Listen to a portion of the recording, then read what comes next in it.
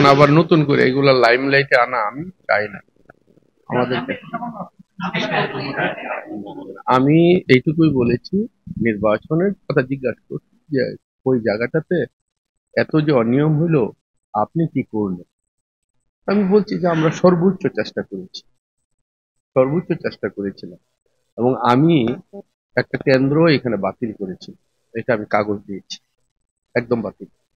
এটা আমি কাগজ দিয়ে দেখাইলাম যে এই চট্টগ্রাম 10-এ এই কেন্দ্রটা আমি বাতিল করে দিয়েছিলাম তাৎক্ষণিকভাবে, এবং এটা তারা দেখেছে।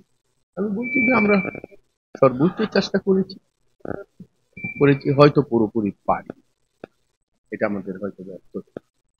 তো ভবিষ্যতে যেন আল্লাহ আরো ভালো পরিবেশ এনে দেয়, এটাই বলছি। আর না, এটা তো এটাই কথা যে আমরা সকলে মিলেই পারি না। কোন কারণটাতে আসলে পারেন নাই, না কেন কোনো চাপ ছিল কিনা, বা না, ওইগুলো তো সব ছিল কিনা আপনার দৃষ্টিতে?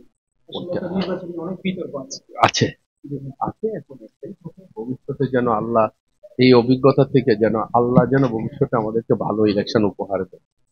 আমাদের তো একটু ব্যাপার।